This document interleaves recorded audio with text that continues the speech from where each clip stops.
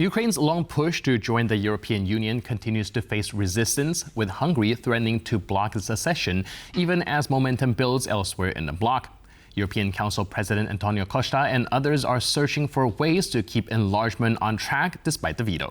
At the same time, Serbia remains in accession talks even as protests, censorship, and political interference raise concerns about its democratic trajectory. Joining us on TVP World to unpack these challenges is Ivana Stradner, Research Fellow at the Budapest Center for Media Integrity and the Foundation for Defense of Democracies. Hello, ma'am, and welcome to TVP World. Thank you very much for inviting me. So today we saw one of the largest pride march in Hungary despite the ban from Orban, and we're also looking at Hungary once again trying to block Ukraine's path into the European Union. Now, a popular narrative is that Orban is doing this not just focusing on a topic in and of itself, but much have to do with trying to boost his own domestic popularity. Do you think that's a fair assessment? To some extent, yes, because a lot of people actually have gathered today for the Budapest Pride March, basically defying Orban's awful legal threats against LGBTQ rights activists. And some people claim, that this is a purely for domestic audience, which is true because he's the typical populist. But there is also another part, which is for all of us who have been following a Russian path to ban LGBTQ rights, this is exactly how it started, because basically there is a ban right now in line with the new so-called child protection law, restricting gatherings that are considered basically to promote homosexuality. And there is an interesting part over there, which is if you read carefully Russian national security strategy, it actually talks about how Russia is a pillar of traditional moral and spiritual values.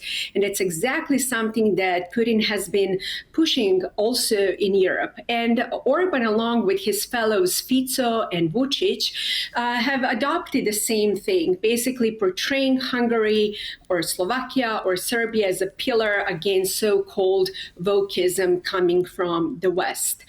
So there is definitely, the part for populism, but there is also a part where we should take it seriously, as this is exactly how human rights started deteriorating inside Russia. The good news is that Orban is facing criticism, that Orban is facing his own people who are not willing to tolerate this, who gathered in the streets of Hungary to protest against his populist and on an authoritarian path rules. And speaking of Orban's fellow friends, like you mentioned, there's Vučić, we have Fico as well. Well, they have been using their veto power to get in the way a lot of legislation that the EU wanted to pass. Do you think that reveals any sort of vulnerabilities on EU's side with these outsized veto power within internally? This is not the first time that Orban has threatened to veto Ukraine's path towards joining the West. We already saw multiple times their efforts to undermine Ukraine within NATO and within the US in particular. But the EU is also part of it, including, sanctions that Orban has been trying always to push against.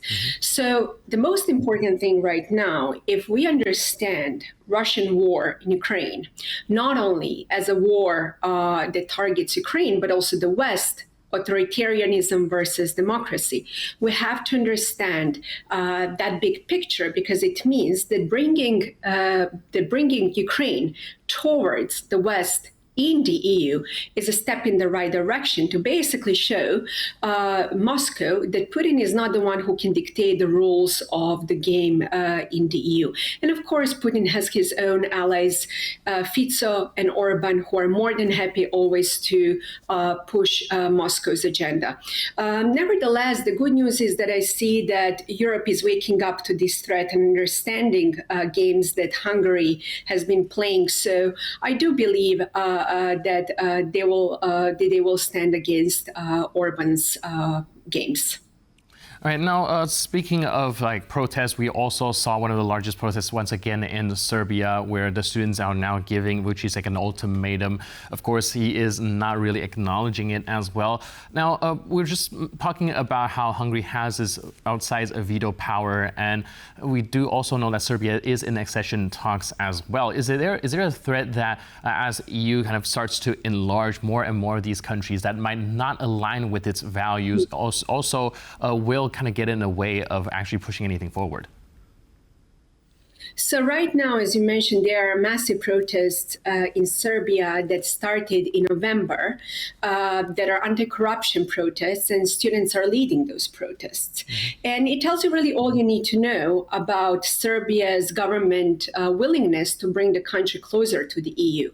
Yes, Serbia is in accession talks, but the EU lives in a parallel universe if they believe that President Vučić is willing to bring the country closer to Brussels. He doesn't have any incentive to do that because he's balancing games between Russia, China, but also Brussels and Washington have been playing well for him so far.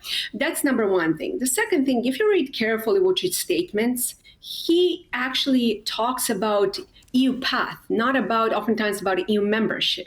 And that tells you also about his willingness to bring the country towards the EU. And my third point is, why would Vučić actually bring Serbia closer to the EU? Because his ultimate goal is to remain in power for as long as possible.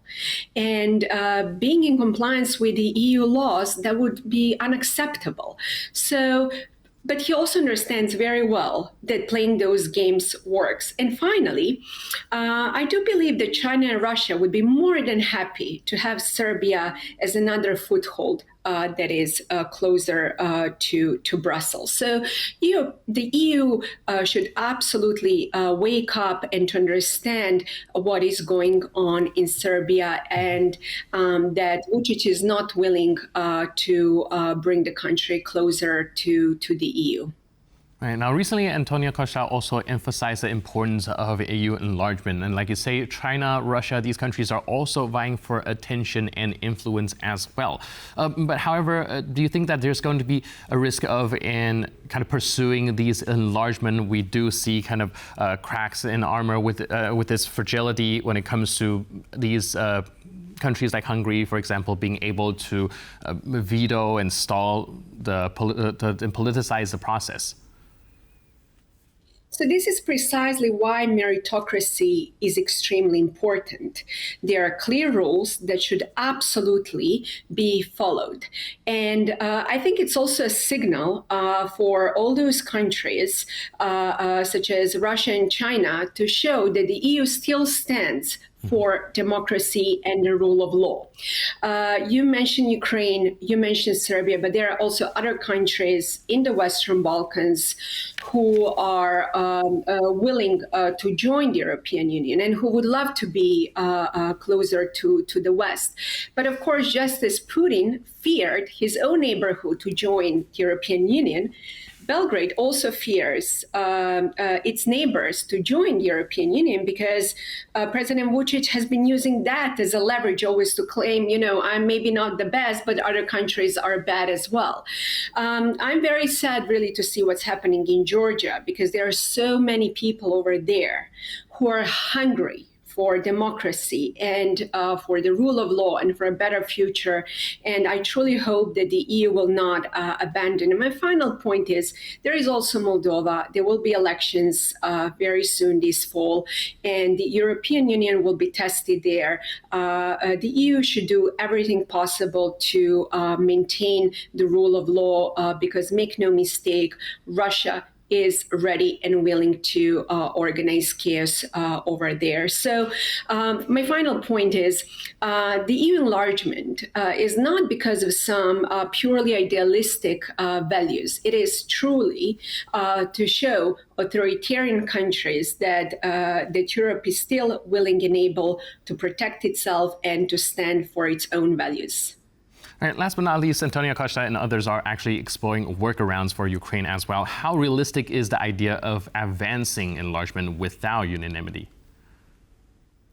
I think there will be lots of opportunities, if not some opportunities, to alter certain laws and to find ways how to bring those countries, even without the blessing of Hungary and Slovakia.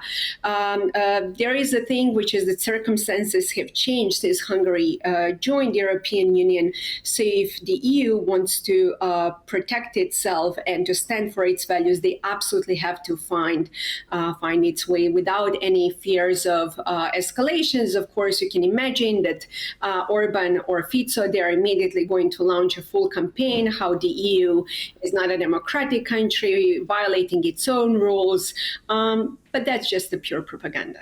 Right, so we'll have to see how that develops. But in the meantime, thank you so much for your input and insight. Really appreciate it, and thanks for being with us on TVP World. Thank you very much for inviting me. Cheers. And thank you for tuning into this edition of World News Tonight. But for more news, update, and commentary, please stay tuned to TVP World.